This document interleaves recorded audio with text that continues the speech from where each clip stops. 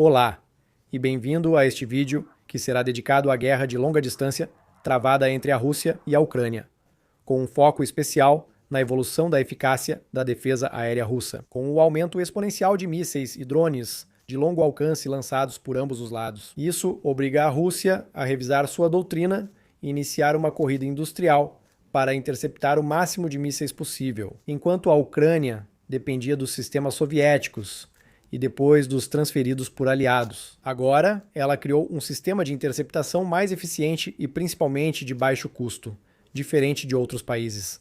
Então, em um primeiro momento, é preciso lembrar que, no início da guerra, os sucessos ucranianos eram totalmente inesperados, porque a defesa aérea russa tinha, na época, a reputação de ser a melhor do mundo. Isso mostra que, teoricamente, as especificações russas são superiores às ocidentais, ainda mais com 3 novos sistemas em serviço há cerca de 20 anos, como o S-4, com seu alcance de mais de 400 km, contra apenas 150 a 180 km para os sistemas ocidentais, como o Patriot ou o SAMP-T franco-italiano. Além disso, o radar tinha alcance anunciado de até 600 km para grandes alvos, bem superior ao necessário para nossos sistemas, que interceptavam a distâncias menores. Depois, havia o Pantsir, que tem um alcance de até 40 km, e também o Tor M2, de até 15 km. Portanto, a Rússia parecia realmente ter uma oferta moderna, em múltiplas camadas, com um desempenho operacional que parecia estar em um nível muito alto. Aliás, países como a Turquia haviam se deixado seduzir. No papel, realmente parecia ótimo. Então, quando a guerra começa, em fevereiro de 2022, é realmente uma surpresa quando a Ucrânia consegue acertos com velharias soviéticas, como os mísseis balísticos Toshka-U, onde eles conseguem atingir a base aérea de Milerovo já no segundo dia da guerra, normalmente uma base defendida por sistemas S-400, onde destroem pelo menos um Sukhoi 30 e provavelmente outras aeronaves. Em 24 de março, o mesmo míssil destrói um navio de desembarque da classe Alligator no porto de Berdyansk, à beira do mar de Azov. Depois, temos os lançadores de foguetes Smerch, os BM-30 que disparam foguetes de 300 mm e os russos seguem afirmando que conseguem interceptá-los. Na prática, foram registrados 20 ataques bem-sucedidos só na base aérea de Chornoba-Ivka, perto de Kherson, o que até virou meme na internet, porque toda vez que os russos perdiam helicópteros nesse aeroporto, eles colocavam helicópteros novos no dia seguinte e acabavam perdendo eles do mesmo jeito. Já são 14 helicópteros destruídos, com imagens comprovando que os russos novamente não conseguiram interceptar antigos mísseis soviéticos. Mas, no final das contas, foi só no fim do ano que ainda teve uma surpresa ainda maior, porque os ucranianos colocaram de volta em operação um velho drone a jato Tupolev 141 que vai percorrer, segurem-se, mais de 700 quilômetros sobre o território russo para conseguir atingir bases aéreas, ou pelo menos chegar até lá. Um bombardeiro estratégico e outros equipamentos foram danificados. E além desses mísseis balísticos ou de cruzeiro, a Rússia não consegue impedir que os aviões ucranianos continuem voando. Eles não conseguiram destruí-los no solo, mas esses aviões ousam realizar missões cada vez mais perigosas. Para começar, continuaram a operar na linha de frente, mas também temos essa cena incrível com um ataque aéreo realizado por helicópteros, em 1º de abril de 2022, que cruzarão a fronteira para atacar depósitos de combustível russos em Belgorod. Sem falar dos bombardeios diretos às colunas russas, que não estavam mais protegidas, atacadas simplesmente com helicópteros Mi-24 ou até mesmo esses Sukhoi 24 que vão passar na vertical. Forças e colunas russas sem capacidade de defesa, como o grande engarrafamento ao norte de Kiev no início da guerra. E claro, o Bayraktar TB2, muito citado, causou grandes danos e teve forte impacto psicológico no início da guerra, parecendo quase imparável, mas no final das contas, depois de alguns meses, os russos vão se reorganizar, porque essa ineficácia, constatada da defesa aérea, está ligada, em primeiro lugar, a equipamentos que não estavam no nível do que era esperado. Mesmo com bases aéreas protegidas pelo que há de mais moderno defendendo o solo russo, não foi possível deter mísseis ou sistemas soviéticos simples. Mas também podemos constatar que havia simplesmente uma má coordenação das equipes, com ordens que eram simplesmente incoerentes. Por exemplo, os russos partiam do princípio de que seu primeiro ataque teria destruído toda a aviação ucraniana, que não haveria mais nenhuma pista em condições de fazer um avião decolar, e nenhum avião operacional. Assim, Tudo que voava era considerado amigo, então não atiravam em seus próprios aviões e partiam do princípio de não abater nada que estivesse voando. E então, logicamente, eles deixaram passar aviões e helicópteros, simplesmente porque se consideraram muito melhores do que realmente eram, e notadamente na eficácia e precisão dos mísseis de cruzeiro de longo alcance. E então, com essa constatação, os russos se adaptaram, organizaram melhor sua defesa aérea, aprenderam com seus erros. Eles também aprimoraram a detecção dos radares com aprendizado de máquina. Por exemplo, o Bayraktar, constantemente mostrado pelos ucranianos em imagens de destruição. Os russos analisaram as imagens de seus radares e perceberam: olha, naquele momento não tínhamos visto o Bayraktar na hora, mas com o tempo. Eles reanalisaram as imagens e cruzaram dados do radar com fotos compartilhadas pelos ucranianos que sabiam a posição do Bayraktar. E foi assim que eles acabaram descobrindo onde ele estava, e portanto conseguiram colocá-lo em perigo, enquanto antes o Bayraktar ele fazia ataques com bastante liberdade em cidades que ficavam até 130 quilômetros atrás da fronteira russa, por exemplo, em uma cidade como Briansk.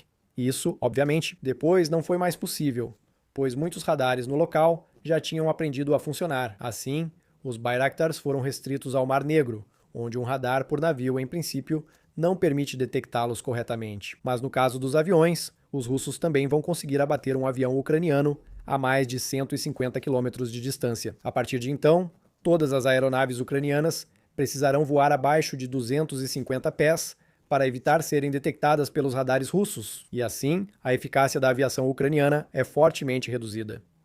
A partir de abril-maio de 2022 e então, a partir desse momento, restam duas outras opções para os ucranianos. Ou eles conseguem usar sua aviação permanecendo a uma distância maior com mísseis chamados standoff.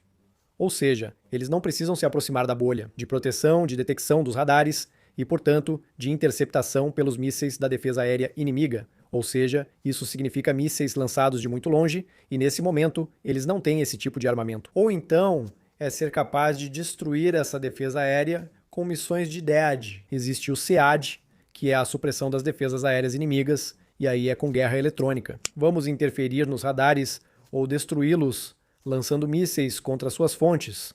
Porém, os ucranianos receberão ajuda de seus aliados, com destaque para os mísseis HIMARS, com alcance de 80 quilômetros, que vão chegar a partir de junho de 2022.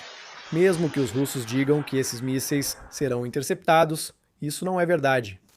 Essa pode ser a primeira arma com real efeito estratégico nesta guerra, pois, no final das contas, os HIMARS vão ser capazes de destruir todas as pontes que abastecem os russos que estão na margem direita de Kherson, ou seja, na cidade de Kherson. E eles não têm mais abastecimento, não têm mais a possibilidade de continuar recebendo combustível e munições em quantidade suficiente. E é isso que vai obrigar os russos a se retirarem dessa região no outono de 2022. Durante o período das grandes contraofensivas, que permitiram liberar 20 mil quilômetros quadrados, isso foi graças ao HIMARS. Depois, há um segundo grande anúncio que chega no mês de agosto, com o primeiro uso de um míssil americano anti-radar, chamado AGM-80, que foi integrado aos MiG-29 em tempo recorde, pois normalmente testar e integrar um míssil em um avião antigo leva meses ou até anos. E, grosso modo, o míssil vai detectar uma fonte de emissão de um radar e vai seguir até a fonte de emissão do radar para poder destruí-lo. Após a destruição do radar, o céu é reaberto aos caças, permitindo que realizem suas missões, seja para bombardeio direto ou para se aproximar mais da linha de contato e lançar bombas, que vão um pouco mais longe, já que a partir de março de 2023, os ucranianos recebem as bombas planadoras americanas, chamadas Yotodam Extended Range, que têm um alcance teórico de 70 km. Se forem lançadas de uma altitude muito alta, mas como é perigoso voar tão alto, eles preferem lançá-las, mantendo-se relativamente baixos. Assim, o alcance é de 25 km, mas isso ainda permite lançar bombas de várias centenas de quilos em um alvo fortificado com precisão de poucos metros, permanecendo em baixa altitude, ou seja, fora do alcance da detecção dos radares russos. Depois, as bombas francesas Hammer aumentarão ainda mais o número de bombas usadas pela aviação ucraniana. Isso permite atacar de longe e ficar em baixa altitude, mantendo distância segura. Agora, preciso explicar o objetivo. Por que voar baixo? É porque o horizonte do radar, o radar não consegue captar atrás das colinas, então os radares só enxergam a uma distância relativamente curta para o que voa muito, muito baixo. Quando se está no alto, pode-se detectar a centenas de quilômetros, Mas em baixa altitude é isso que é problemático. E então, a única maneira de ter um radar que enxergue para baixo é que ele seja um radar aerotransportado. Por exemplo, os russos têm o avião A-50 e o Beriev A-50. O problema é que em 2021 eles tinham 9 operacionais e hoje, como os ucranianos derrubaram alguns, restariam apenas 3 ou 4 aviões operacionais no máximo. Para um país gigantesco como a Rússia, para você ter uma ideia, a França, sozinha, tem 4 AWACS só para o seu território. E no nível da Europa, há 28 no total. E a Rússia provavelmente precisaria de tantos, ou até muito mais, para conseguir proteger seu território, que é gigantesco, e ainda fazer toda a volta da Ucrânia. Para detectar os mísseis que chegam em baixa altitude, ou os drones que voam muito, muito baixo, para acompanhar a decolagem dos aviões ucranianos e dos helicópteros ucranianos que estariam em voo. E, portanto, isso obviamente exige muito mais aviões do que os 3 que eles têm à disposição, sabendo que eles não são capazes de substituí-los. O sistema seguinte se chamava A-100, mas, sem conseguir recuperar as peças de reposição importadas, interromperam o projeto de substituição e voltaram ao A-50. Por outro lado, é preciso deixar claro que os russos são constantemente confrontados pelo sistema de defesa e mísseis enviados pelos ucranianos. Bem, eles vão aprender, e da mesma forma que treinaram para detectar o Bayraktar TB2, eles vão treinar com os mísseis. E, por exemplo, com os mísseis HIMARS. Num primeiro momento, quase todos os mísseis passavam e atingiam o alvo. Mas no final de 2022, apenas 70% ainda atingiam seus alvos. Em 2023, e principalmente em 2024, as taxas teriam caído para apenas 30% de acertos nas áreas que são protegidas, e em 2025 estamos apenas em 10%, e obviamente essa taxa é muito, muito baixa. Isso ocorre porque lidamos com um sistema balístico de grande altitude, enquanto os mísseis voam baixo. Os mísseis Neptune, por exemplo, que foram usados a partir de agosto de 2023 na Crimeia para destruir um sistema de defesa aérea S-400. E bem, como ele voa baixo, é muito mais difícil de interceptar. E depois, obviamente, pensamos nos mísseis Scalp franceses e Storm Shadow britânicos, que foram integrados ao Sukhoi 24 e causarão grande destruição no início, mas dos quais, hoje em dia, apenas 50% chegam ao alvo e atingem seu objetivo, mesmo sendo usados em coordenação, com uma complexidade, com drones que vão junto para atrair os alvos, para servir de isca. Então, no começo, 100% de eficácia, hoje em dia, 50% de eficácia, quando são usados de maneira muito, muito complexa. Então, obviamente, os russos estão progredindo, estão melhorando e já não têm mais o mesmo nível que tinham no início da guerra. E então, os nossos sistemas que fornecemos aos ucranianos hoje já não têm mais a mesma eficácia. E podemos fazer a mesma constatação com todos os sistemas que são integrados pela Ucrânia. Por exemplo, quando os ATACMS chegarem à Ucrânia em outubro de 2023, é um acerto garantido. Vimos muitas destruições bem-sucedidas em bases com vários helicópteros destruídos, por exemplo. Mas agora, os ucranianos nos dizem que são necessários até 10 ATACMS para destruir um único sistema de defesa aérea russo. Enquanto no início era realmente um tiro certeiro, quase sempre. Mas o outro problema para os russos é que, aos poucos, eles também vão sofrer uma perda e vão perder muitos equipamentos, comprovados, destruídos com imagens de fonte aberta, e podemos comprovar a perda de 368 sistemas de lançamento de mísseis de defesa aérea, como por exemplo os S-300, assim como 112 radares. Alguns foram capturados pelos ucranianos, que fizeram engenharia reversa para aprender a evitá-los melhor. Há também 28 canhões antiaéreos, como os Tunguska, e mais 92 equipamentos de guerra eletrônica. Eles tinham a capacidade de reduzir a precisão dos GPS, e assim evitar que acertassem o alvo. Aqui tratamos só das perdas comprovadas por imagens geolocalizadas. Existem mapas especializados. Deixo todos os links para você conferir quando quiser. Mas o outro problema para a Rússia é que, mesmo que sua defesa aérea possa se tornar cada vez mais eficaz, há cada vez menos áreas que estão realmente protegidas. Por isso, vão focar onde querem proteger o mais valioso, estoques de munição, aviões, etc. E há cada vez mais áreas onde está tudo liberado e os ucranianos podem atacar com mais facilidade. E, portanto, em algumas áreas, há 8% de eficácia para os AMRS, enquanto em outras áreas não protegidas, aí é praticamente um acerto de 100%. Então, o outro problema é que os russos também usam muitos mísseis para se defender. Há 3 anos, a Ucrânia aumenta a produção de drones de longo alcance, como o FP-1, agora com mais de 200 unidades diárias, com uma eficácia ainda relativamente importante, já que apenas 30% desses drones ucranianos de longo alcance conseguem atingir seu alvo, mas apenas 10% dos mísseis conseguem realmente causar os danos esperados. E além de todos esses mísseis, os ucranianos produzem uma quantidade industrial de iscas. Já apresentei o Chaika, que custa só 500 euros para percorrer 700 quilômetros e é coberto de alumínio. Ele emite um eco tão grande que os russos atiram nele e acabam esgotando sua defesa aérea, principalmente disparando mísseis S-300 para tentar derrubá-los. Como são pequenos alvos, na maioria dos casos, as interceptações russas usam mísseis de defesa aérea de curto alcance, que custam muito caro, e com uma produção que claramente não acompanha o consumo nem a produção ucraniana. Ainda mais porque as sanções impedem o fornecimento à Rússia de peças de reposição ou de máquinas e ferramentas de que eles precisam para aumentar o ritmo de produção. E, portanto, é preciso ser claro, sem as sanções, a Rússia produziria muito mais mísseis para atacar a Ucrânia. Ela produziria muito mais mísseis para sua defesa aérea. Ela poderia retomar a produção em larga escala desses radares, mas falta eletrônica e potência. Como já disse, esses aviões radares são essenciais para captar o que passa rente ao solo, enquanto os ucranianos, por sua vez, agora têm 2 aviões radares AWACS que foram fornecidos pela Suécia. E, portanto, a vantagem ucraniana no campo da defesa aérea já é muito clara, pois eles têm acesso irrestrito aos componentes de que possam precisar para produzir seu sistema. Mas também porque os russos não desenvolveram interceptadores de baixo custo, como o Sting ucraniano, que custa apenas 2.000 euros e que vão colidir com os Shahed. Eles produzem centenas de unidades por dia. Os russos não criaram essa rede densa de picapes com metralhadoras simples, mas que derrubam mísseis todos os dias por um custo absolutamente irrisório, enquanto nos céus, aviões ucranianos abatem mísseis com canhão, como vemos aqui com um F-16, ou até com foguetes guiados a laser, fornecidos por empresas como a Thales, na Bélgica. Em breve farei uma reportagem lá. Quando a Europa, a Polônia, foi sobrevoada por pequenos drones de Herbera russos que custam alguns milhares de euros. Foram usados mísseis de mais de 1 milhão de euros para tentar interceptá-los. Então, obviamente, era preciso se defender. Mas essa desproporção que nós tínhamos para interceptar os drones russos ruins?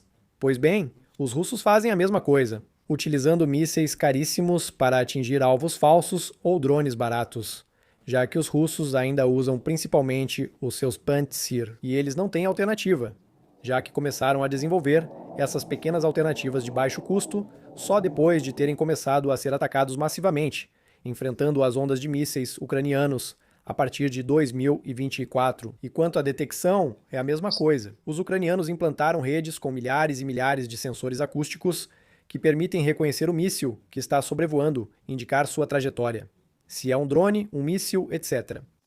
Enquanto os russos dependem de radares, que são raros, caros e detectáveis por emitirem ondas, eles podem ser destruídos à distância. De modo geral, seja na detecção, interceptação ou tiros de longa distância, atualmente os ucranianos levam vantagem, mesmo com menos recursos. Isso permitirá compensar e manter taxas de interceptação dos Shahed, que estão acima de 90%, dos mísseis de cruzeiro, que estão acima de 70%, e dos mísseis balísticos, infelizmente, que estão em apenas 10%. Não se trata de ineficácia técnica. Os ucranianos mostraram que conseguem interceptar tudo com os sistemas que fornecemos. Os sistemas Mamba, SAMP-T e os sistemas Patriot americanos provaram que são capazes de interceptar mísseis hipersônicos. Simplesmente, não fornecemos a eles a quantidade necessária. Só algumas cidades estão protegidas, então geralmente os russos atacam as que não estão. Como disse antes sobre os HIMARS, os ucranianos usam onde não há defesa aérea nem bloqueio eletrônico. Pois bem, os russos vão usar seus mísseis balísticos, seja em salva ou então em cidades onde não há nenhuma capacidade de interceptá-los. E de qualquer forma, há outra vantagem para a Ucrânia, que é, obviamente, o tamanho do país. A Rússia é grande demais para ser totalmente protegida, mesmo com os melhores sistemas de defesa aérea. Neste mapa, é possível ver os ataques bem-sucedidos e conquistas comprovadas da Ucrânia em 2025, graças a imagens de satélite ou compartilhadas pelos próprios russos. Vou deixar links para você ver todos esses vídeos. Então, há uma conclusão tripla para tudo isso. Primeiro, que hoje a defesa aérea russa certamente não é mais a defesa aérea ruim que existia em fevereiro de 2022. Eles aprenderam muito, melhoraram bastante.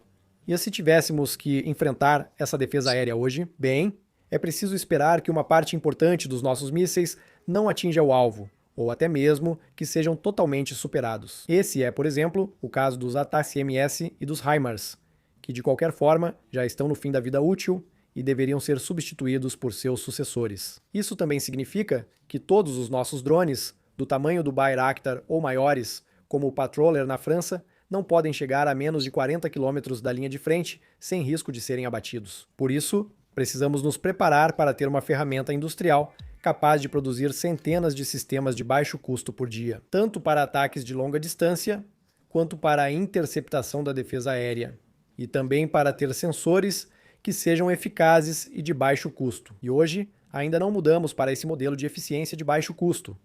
Continuamos com sistemas que são incrivelmente sofisticados, mas que custam uma fortuna. Só conseguimos produzir poucas unidades por dia, enquanto os vetores do outro lado chegam a centenas diariamente. Há uma desproporção, por isso também devemos nos alegrar com os anúncios, como a da Renault, que vai oferecer um know-how de industrialização em massa para produzir mísseis de longo alcance que vão servir primeiro à Ucrânia, mas depois teremos essa ferramenta industrial para a França. Por exemplo, a Thales é a única produtora francesa de sistemas como o Stinger, que realmente interceptou Shahed na Ucrânia, que realmente teve sucesso no seu teste de interceptação na França em um contexto muito restrito da direção de armamento. No centro de testes de Biscarrosse, temos uma joia francesa. Ainda não decidimos comprá-los para a Ucrânia, apesar da promessa, mas, de qualquer forma, hoje é preciso apertar o botão para salvar os ucranianos e estarmos prontos para nos defender amanhã, caso necessário. A segunda conclusão, obviamente, diz respeito aos ucranianos. Como eu disse, há uma taxa de interceptação que é interessante, que é muito boa, que é muito alta. Mas, simplesmente, eles não poderão ir além porque nossa capacidade de aumentar o ritmo em sistemas de proteção aérea pesada, Aster 30, Aster 15 mísseis Patriot, não fornecemos o suficiente. Por isso, eles precisariam desenvolver capacidades de defesa aérea localmente. Eu tinha visto, há algumas semanas, você tinha visto, a empresa Firepoint, que hoje tem um programa para produzir uma defesa aérea nacional. Espero que eles consigam, porque obviamente eles não podem contar conosco. E em todo caso, sejamos honestos também, os russos não miram em alvos militares, eles miram em alvos civis. Hoje não conseguimos defendê-los, então os ucranianos vão assumir esse papel e suprir nossas deficiências. Mas isso levará alguns anos. E a princípio, os sistemas de defesa aérea ucranianos vão começar a entrar em operação em 2026. Por fim, a última conclusão é sobre a Rússia. Mesmo que desenvolvam hoje interceptadores de baixo custo para drones de longo alcance, eles certamente estão simplesmente limitados quanto à interceptação de verdadeiros mísseis, porque não conseguem aumentar sua produção de verdadeiros mísseis interceptadores. Sem esquecer que mais de 5 novos mísseis de longo alcance entrarão em operação no exército ucraniano este ano, com mísseis balísticos, como o FP-7 e o FP-9, além de mísseis de cruzeiro, com pela primeira vez revestimentos furtivos. E espero que ouçamos falar sobre isso muito em breve, sem esquecer o aumento do ritmo industrial de mísseis como Flamingo e Neptune, já conhecidos. Ou então, a ajuda estrangeira vai chegar e continuar a crescer. É triste, mas essa é a realidade do terreno. Os dois protagonistas vão continuar a se destruir mutuamente e a comprometer sua capacidade de ter um futuro econômico viável. É destruição, é desgaste. Por não ser capaz de vencer militarmente a guerra, a Rússia tenta fazer com que os civis cedam na retaguarda. Daí essa importância da guerra de longo alcance. Qualquer sucesso local ou temporário na linha de frente é irrelevante. O importante é quem vai desmoronar ou se cansar primeiro. Ambos os lados se atacam, causando esgotamento mútuo. É preciso ser claro, já falei várias vezes sobre a economia russa. A ucraniana também vai muito mal hoje, principalmente pela falta de energia. Não é justo nem correto conduzir a guerra assim, mas infelizmente não demos aos ucranianos meios adequados de defesa. Lembro que a Operação Sky Shield continua, e seguimos insistindo nela, esperando interceptar os mísseis quando estiverem ao nosso alcance, ou então que pudéssemos atravessar a fronteira para proteger as cidades. Ou porque as usinas nucleares, que agora são regularmente alvo dos russos, não podemos esquecer que vocês podem participar.